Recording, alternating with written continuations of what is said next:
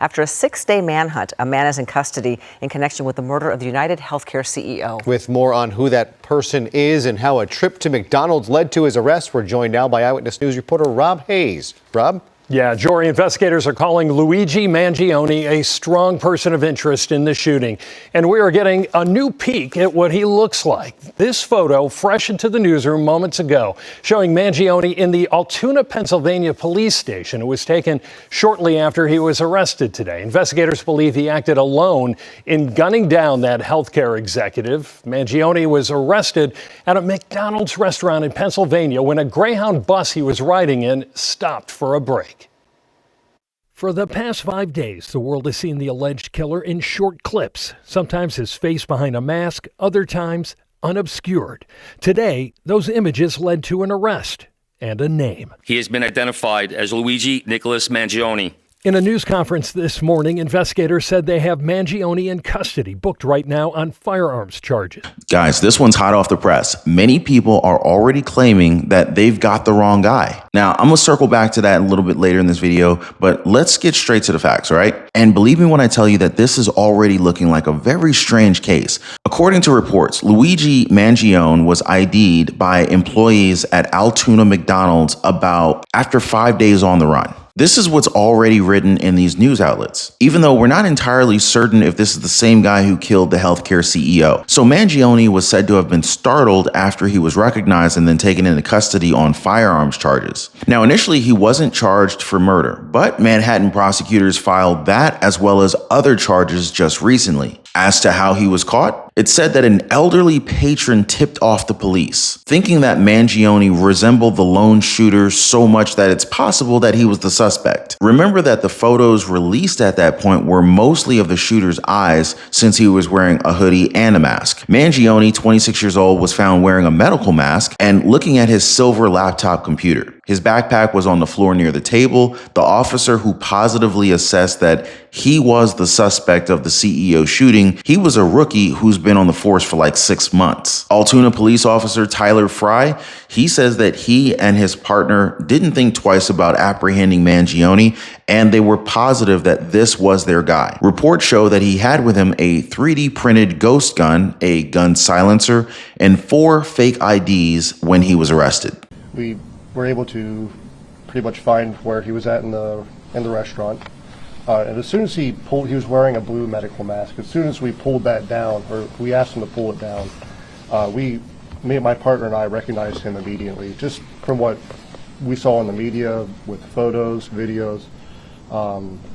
We just didn't even think twice about it. We knew that was our guy, but he was very cooperative with us. Didn't really give us too many issues. Once we found out his identity, we took it from there. How does it feel after 6 months on the job as a law enforcement officer to be part of? I can't say I was expecting it by any means, but it feels good to get a guy like that off the street, especially starting my career this way. It feels great. Many people online have questioned why a suspect who's on the run would actually sit down to have a meal at McDonald's. That is a little suspect. Now, what's more is that there's a lot of questions as to why he had most of the items that the suspect allegedly had. I guess what many people just can't figure out is how he fumbled this badly, especially since the suspect looked like a professional hitman who knew what the heck he was doing. And then, of course, there's the manifesto. Besides the gun and the silencer, police say that they read his manifesto, which he had on him. In it, it reported that Mangione referred to the United Healthcare as simply United, and that they are one of the largest companies by market capitalization in the United States. Mangione is described as an anti-capitalist Ivy League graduate, even graduating as valedictorian in the Gilmore School in Baltimore back in 2016. But everyone just knew him as like a quiet, reserved, nice kid, and he was obviously really intelligent, and everybody can tell that by his resume, of course. Yeah. So he's a valedictorian and then had a speech at your... Yeah, so he spoke at our graduation. Every year they have like somebody who's, exceeds academically and in and out of the classroom, and they have them speak in front of our high school.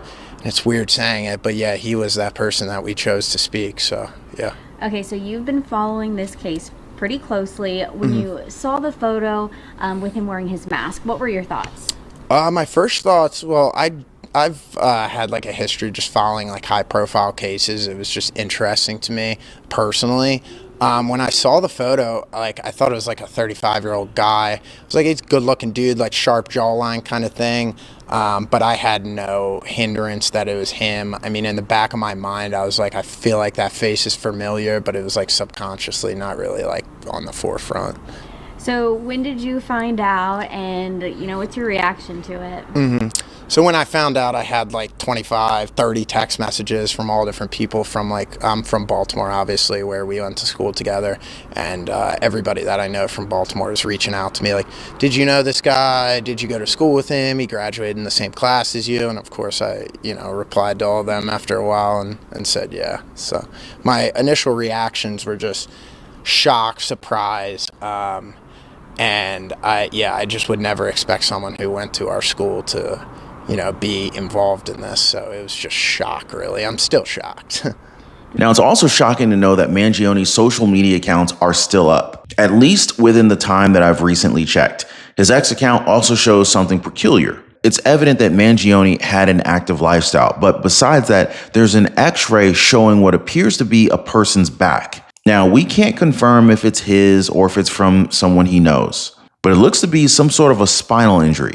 And then there's the Pokemon. It's called a Breloom and it's counted as number 0286. Many have questioned why Mangione chose this particular character for his profile. A user on X states that it's probably based on Proverbs 28:6. That part reads, "Better the poor whose walk is blameless than the rich whose ways are perverse." Now, again, we're not 100% sure if this is just a coincidence, but it's a bit of a reach. Now, there's also the possibility of that X-ray being his and him being screwed over by health insurance. We really can't say any of that for certain at this point, though. Everything we have at the moment are mostly assumptions, which brings me to a shocking revelation. So Mangione is said to be the heir to a holiday resort fortune created by his grandparents. Also, his brother is a top doctor. We're not really sure how all of this blends into him allegedly murdering a CEO, but it's adding even more intrigue to this entire case, with some people saying that it's time for a change when it comes to healthcare and insurance. Now, speaking of which,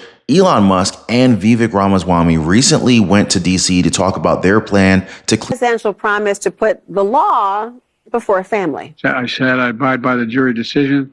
I will do that, and I will not pardon him. Letting the world know that he will not wipe away the decision of 12 of his son's peers. Was asked directly, and he has said he wouldn't pardon his son if he gets convicted. Let's wait and see what happens if he loses. Yeah, but he said it. He's going to get pardoned by his dad. There's no question about that. The president has ruled out pardoning his son. Major commitment from the president, accepting the outcome of the trial and also pledging not to pardon his son. So the challenge for him is really to continue to live up to his values when it was really personal, and he did that today. It seems like a pretty normal, straightforward answer, but it takes new weight when we see what Trump is saying about the outcome of his trial, what we're hearing from other Republicans who say they don't accept the jury's verdict here in New York. The contrast is profound. To sit there and say, well, I'm not going to intervene in the legal process, and I wouldn't pardon my son. One side, Democrats and Joe Biden protecting the justice system.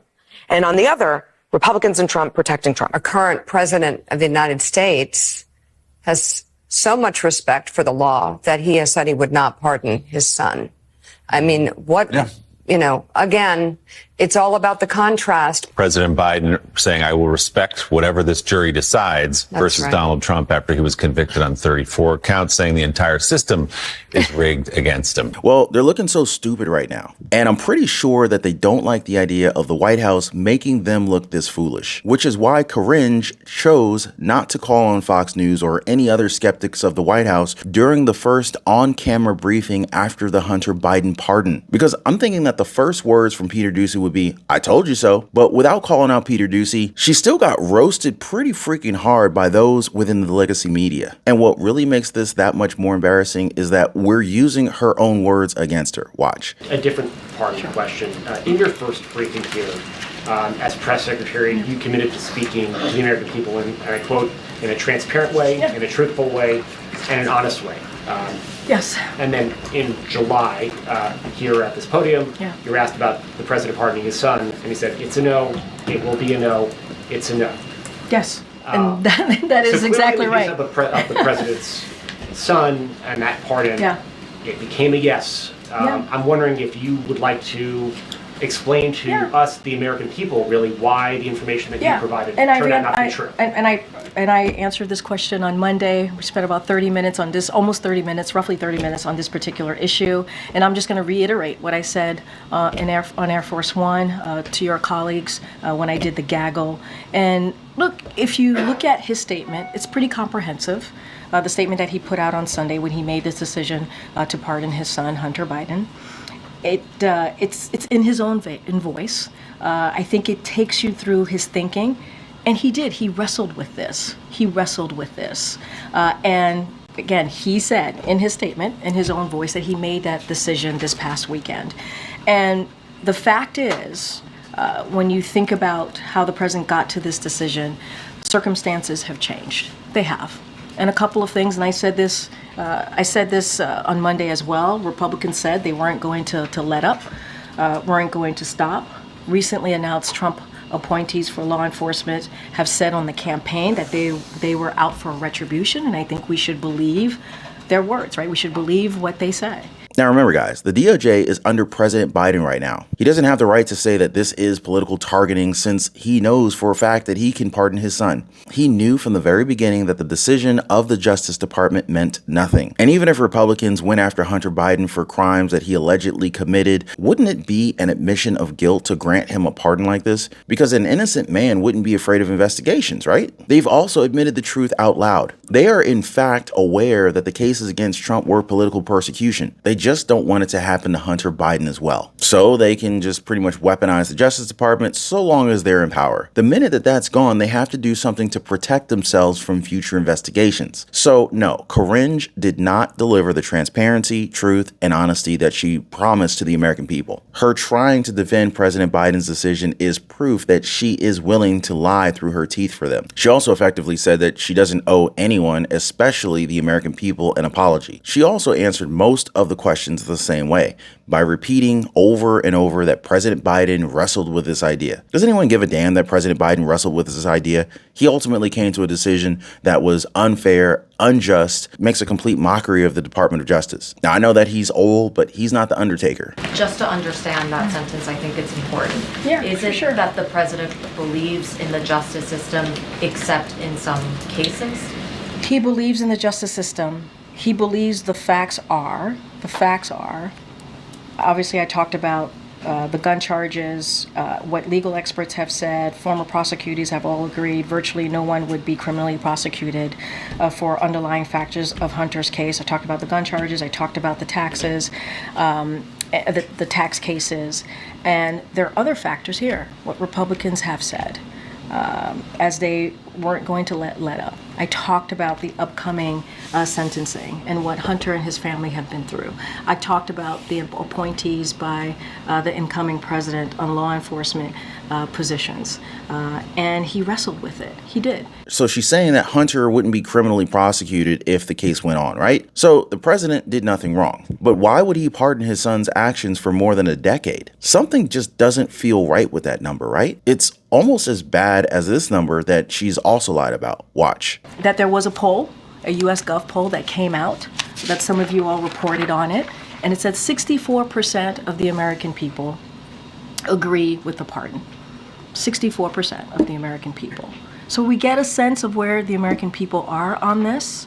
Obviously, it's one poll, but it gives you a little bit of insight. Clean up the government's budget. A lot of Democrats are not happy about this, with some of them claiming that it's all a joke. Now, I covered this in a previous live stream where a federal worker was caught working from their bathroom tub. This is one you're definitely not going to want to miss, so I highly advise you guys check that one out. As always, appreciate you guys being here and hitting the like button. Check out this video coming up here next or our playlist down below, and we'll see you guys on the next one.